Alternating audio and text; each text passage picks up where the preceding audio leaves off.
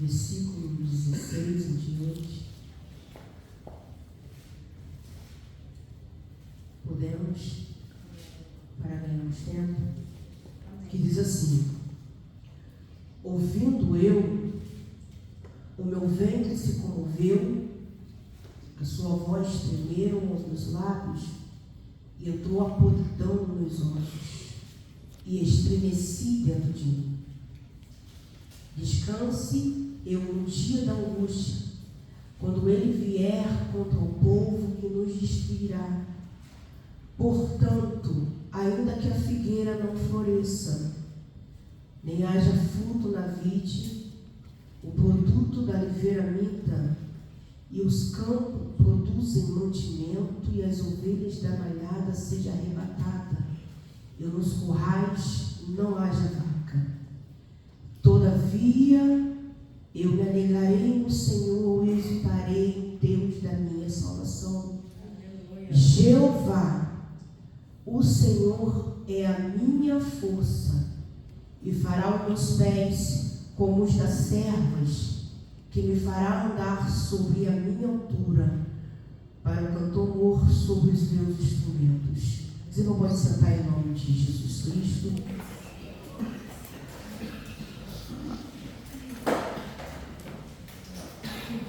Um pouquinho antes de falar sobre a palavra que muitos somos ouvidos, sobre a videira, sobre todavia me alegrarei no Senhor, quero trazer também à memória que Abacuque, ele está sobre uma observação ao qual lugar que ele vive.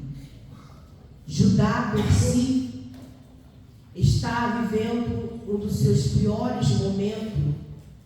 A cidade saqueada, a cidade está passando por uma situação a qual Abacuque começa a entrar em desespero, tanto pela idolatria, tanto pelo seu pecado.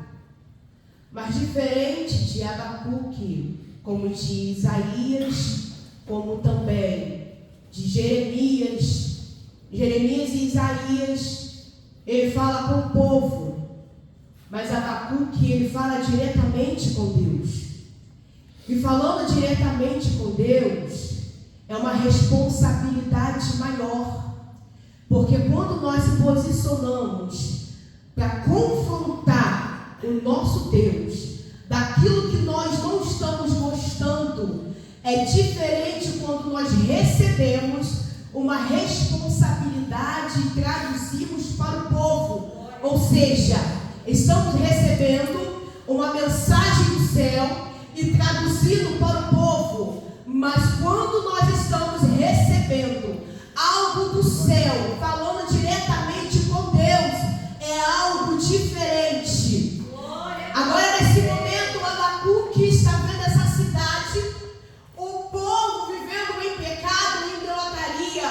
Olha o que acontece interessante, que ele vai falar com o Senhor. Senhor, e agora o que nós vamos fazer? Porque todavia eu estou falando com o Senhor que o povo não está se arrependendo, que o povo vive em pecado, que o povo não consegue ouvir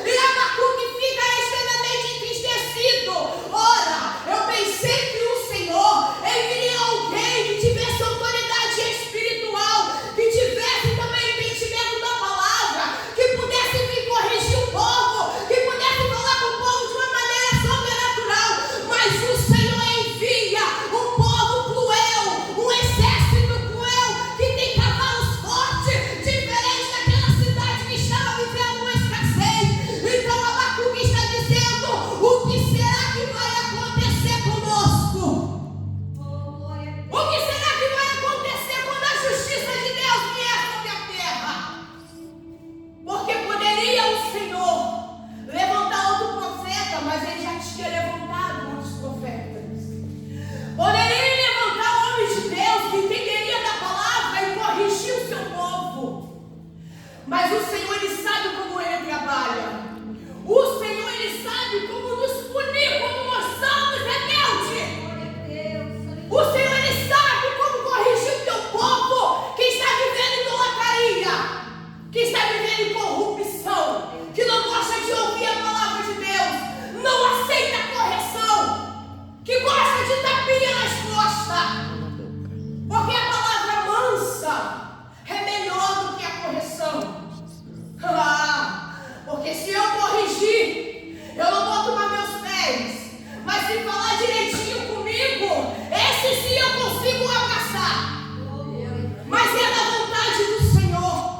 Porque Ele já está vendo que o povo com certeza já ouviu. Porque depois que Josias morre, a cidade começa a ficar vivendo escassez. A idolatria começa a ficar muito grande. Ou seja, é melhor eu continuar vivendo do jeito que está. É melhor eu continuar dando jeitinho, porque assim eu vou atrair uma multidão. Mas se o Senhor levantar algum profeta e começar a corrigir o povo, aí o povo não vai entender porque que uns estão saindo de um lado e porque que uns estão saindo do outro. É porque esses não gostam de receber a correção. Esse gosta de viver no pecado. Esse gosta de viver pela aparência. Mas o Senhor está dizendo: peraí, Abacuque, eu sei como cuidar do meu povo. Você só vem ter particular comigo. Deixa que na minha casa cuido eu. Não pega a responsabilidade que não é sua. Porque queremos pegar a responsabilidade para querer consertar a vida do outro. E muitas das vezes ficamos adoecidos e não conseguimos nem sequer cuidar da nossa própria casa. Ficamos doentes, atemorizados diante da população. Não conseguimos projetar o soldado, porque estamos pegando responsabilidade que não é nossa. Fique com a palavra, como Abacuque. Fique com a palavra, Abacuque. Agora Abacuque começa a entender. E o Senhor está dizendo: pega uma tábua, escreve, bota ali para quem passar correndo, para quem não tiver desapercebido aí, vai começar a entender o que eu estou falando que não é para fazer. Eles estão sendo avisados daquilo que vai acontecer. E o que o Senhor deixou para nós? A palavra.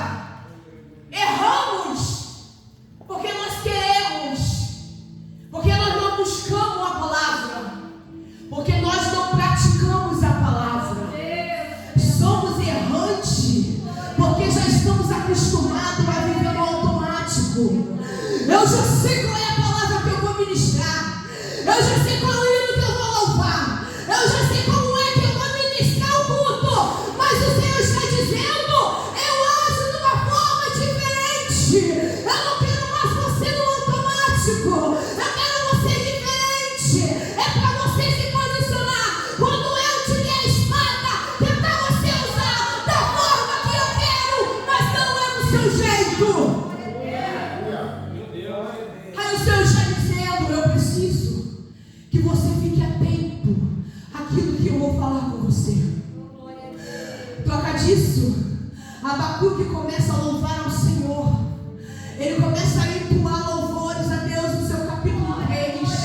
E ele começa a entender que por mais que o cenário não seja como ele pensou que seria, a confiança dele estava no Senhor, não estava no homem, não estava nos cavalos, não estava na espada.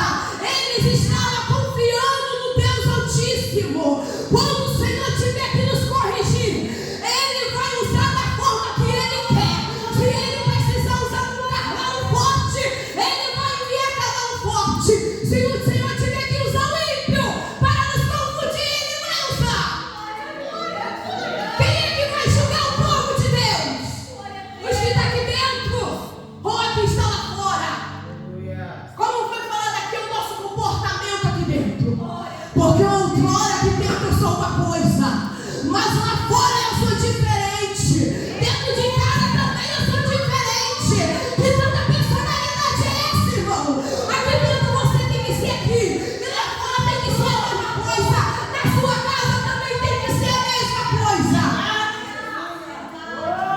dá para ter, não dá para andar lá fora se despindo e nu, de vergonha, carregando a mentira sobre si. E aqui dentro está disfarçado, mas o Senhor está dizendo, assim como meus olhos também olham aquele povo, usei de graça e misericórdia, também quando a minha verdade vier sobre você, também usarei da mesma forma. Está preparado para o Senhor começar a te corrigir? Está preparado para Ele enviar cavalos que você nem vai reconhecer a força? Porque é mais fácil eu ouvir que está tudo bem, quando na verdade eu preciso me rasgar e me arrepender. Trazemos para dentro de si mesmo e para cima dos nossos altares sujeira, corrupção, e não sabemos por que a glória não consegue descer. O Senhor está dizendo: há um tempo de separação, há um tempo de separar o santo do profano. Não está mais na hora de brincadeira. O Senhor está dizendo: eu limparei os meus altares, eu farei dos meus altares diferença, tirarei máscaras e revelarei a minha palavra. Porque Ele está dizendo: Senhor, e agora? Está demorando muito. Peraí, eu não tardo, eu não falho. Me desculpa se por acaso tiver que usar palavras duras, Abacuque. Me desculpa se eu tiver que ferir um pouquinho, por mais que seja o teu povo. Mas eu preciso usar de correção para eles. Eu preciso ferir eles um pouquinho. Sabe por quê? Porque eles já estão acostumados com a gordura do porco. Eles estão acostumados a viver na mesmice. Eles estão acostumados a andar de qualquer maneira, a falar de qualquer maneira. Mas eu já estou cansado. Eu prefiro perder a amizade de muitos do que me corromper. Eu prefiro ser esquecido por muitos do que me vender a corrupção. Eu prefiro não que ninguém esteja do meu lado, mas ser usado de boca de profeta, porque aonde o Senhor me enviar, assim eu irei e levarei a verdade com Ele. Aleluia!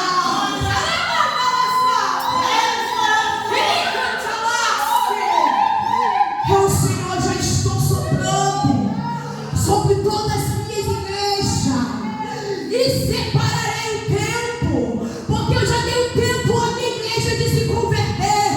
Eu já dei um tempo da minha igreja se arrepender. Pela sua própria boca você fala que Cristo já está vindo, mas quando eu estou sozinho com você, você nem sabe a hora que eu estou chegando na sua casa. Não sabe? Eu falo: Jesus está vindo, cuidando da minha casa. Será quando Ele vai vir? Será quando que Jesus vai vir? Mas isso te assusta? Ou isso te conforta em saber que Jesus poderia voltar hoje? Porque até mesmo nós cremos, como isso nós somos, e falamos que nós vamos acreditar e vamos ir para o céu, porque a nossa missão aqui é isso, é fazer isso. Mas e no particular? No particular é outro. Quando Jesus chamar para ter uma conversa, igual o nosso irmão Abacuque, vem cá, filho. É a minha justiça, não é a tua. Não é você que tem que me dizer como eu vou corrigir meu povo. Não é você que tem que tomar frente quando eu começar a colocar as coisas no lugar. Não é você que tem que bater o pé e ditar as regras. Sou eu que vou fazer acontecer, e é no meu tempo. Pode ser que você não goste, não entenda, porque pode acontecer um movimento e você pode dizer: e aí, Senhor, eu estou fazendo tudo direitinho, mas por que não está acontecendo nada? Aí o Senhor está dizendo: peraí, não é assim,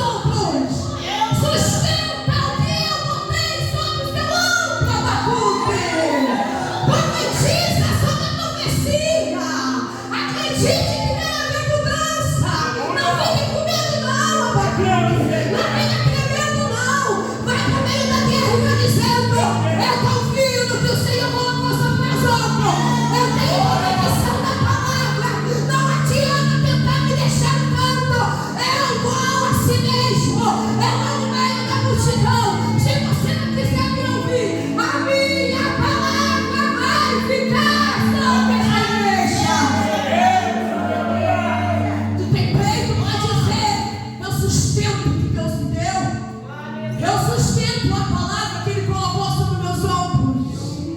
Ou você só é profeta quando o Senhor cumpre naquela hora? Peraí, recebi uma benção. Foi o profeta que falou. Aí, Jesus, eu estou aqui, irmão. Mas quando o Senhor fala contigo, tu entrega sobre a igreja e nada acontece, você vai ficar igual Jeremias, apavorado, sendo levado para o cepo e nada acontece.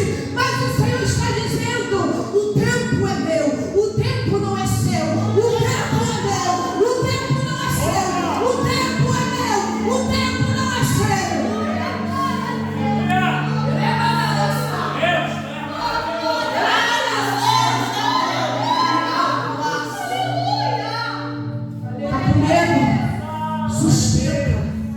Endireite seus ombros, firma, tenha postura, porque quando eu falo, eu velo pela minha palavra. Eu não estou falando a sua, eu estou falando a minha palavra. Quando eu falo, eu velo a minha palavra. Você pode nem pegar o microfone e dizer que a palavra que levou sobre você foi corrigida e você também está passando por isso, mas o Senhor está dizendo: eu estava no oculto quando a minha palavra foi cumprida. Eu ainda velo pela minha palavra, mesmo que você fique quietinho, não vai demonstrar que foi corrigido, mas ainda assim eu velo pela minha palavra. Aonde tu pisar, a minha verdade irá com você. Aonde tu andares, eu também andarei contigo. Por quê? Porque eu velo pela minha palavra. Eu vou cumprir. No tempo certo eu colocarei as coisas no lugar. Porque eu também faço movimento. Eu também faço movimento. Eu também separo aqui. Mas no momento certo eu trarei clareza. Porque eu não sou Deus de confusão.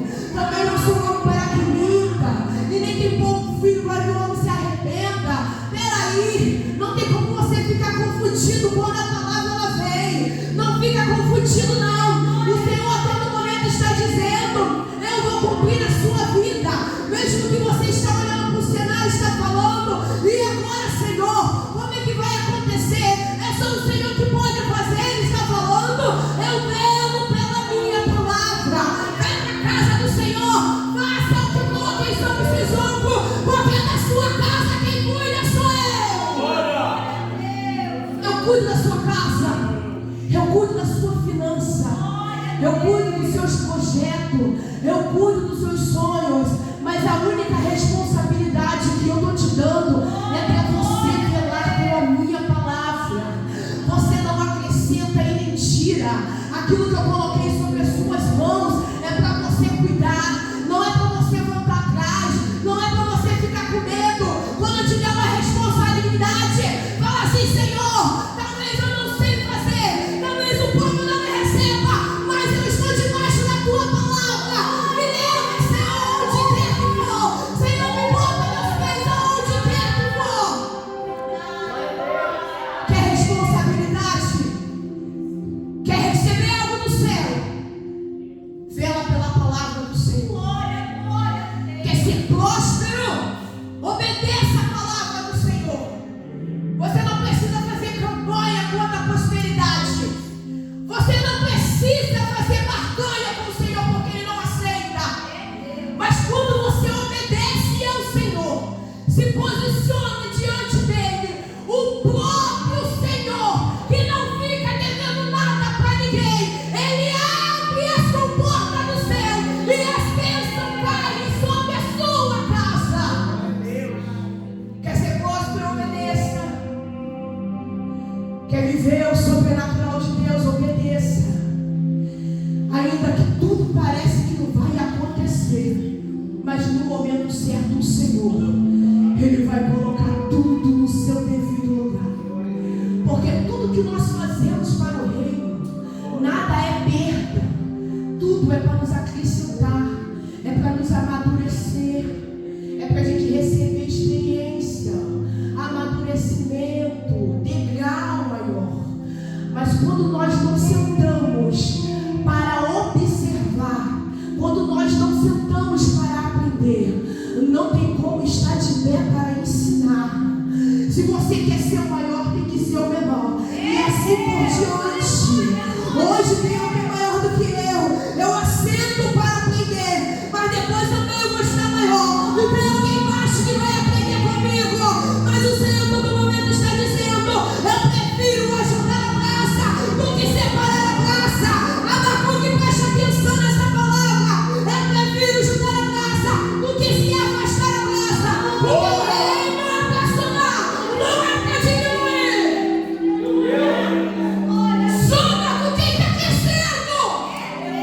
E a palavra vai se cumprir na sua vida. Porque não suporta ser pequeno, também não suportará ser grande. Se não consegue ser humilde agora, quando as bênçãos do Senhor vêm sobre a sua vida, também não conseguirá também levar a abundância consigo. O nosso altar precisa ser separado. Como foi falado um tempo atrás, o Senhor me despertou rapidamente, de uma maneira sobrenatural. E eu falava assim com meu esposo: filho, tive um sonho. Tinha uma piscina vazia. Os irmãos, fiquem bem atentos. Tinha uma piscina vazia. E a minha sogra, que dorme no Senhor, ela falava comigo: eu coloquei sobre os teus ombros, sobre os ombros do meu filho. Não foi sobre outras pessoas. Foi a vocês que veio a visão. No outro dia seguinte, eu estava na igreja, como nós construímos desde pequenos, eu estava lá dentro e minha sogra estava novamente sentada. Lembrando que minha sogra já dorme no Senhor. E assim a minha cunhada. Ela não falava nada. E eu chegava para visitar essa igreja. Não é a igreja, tá, irmão? É as igrejas. Preste bem atenção nisso. E eu sentava e observava que os pastores que estavam sobre ela até ministravam muito bem. Até estava tudo direitinho. Mas a gente sabe quando tem pessoas afeminadas. Esses pastores estavam demonstrando um comportamento diferente. E eu perguntava: Senhor, o que está acontecendo? Porque só tem eu nesse sonho falando e o pastor pregando. E quando eu estava já quase despertando do sono, o Senhor falava: estão prostituindo a minha noiva. Estão prostituindo a minha noiva. Quando eu acordei, eu fui para o YouTube e perguntei no YouTube o que significava. Eu não sabia, mas eu queria. E ele falava que a prostituição da noiva de Cristo é a corrupção que vai entrando devagarzinho dentro do altar. E o Senhor falava comigo: filha, preste bem atenção. A minha noiva está se prostituindo, porque estão deixando subir no altar a aparência de que tem, mas não é. Que diz que vive, mas não são. Que até é bonito, mas não é aquilo que é. Preste bem atenção, minha filha, porque chegará um tempo que também acontecerá contigo. E aonde tu fores, tu falarás a mesma palavra. Senhor, e se não aceitar? Aí ele falou comigo a mesma coisa. Eu velo pela minha palavra. A tua responsabilidade é entregar o que eu mandei. O que a igreja vai pensar, isso aí é comigo. Glória a Deus. Está na hora de a gente abrir o olho de quem nós colocamos dentro do nosso altar. Quem mandamos segurar os instrumentos, o microfone, para falar do amor de Deus. Porque muitos vão dizer que são, mas estão mentindo pelo pecado, corrompidos pela idolatria. Estão se vendendo por tão pouco. E num culto como esse, abençoado pelo nosso Senhor, o Senhor nos permitiu ter um despertamento. Quando muitos parecerem que são, aquele que tem discernimento do Espírito Santo de Deus vai saber no tempo certo como agir. E essa é a grande oportunidade.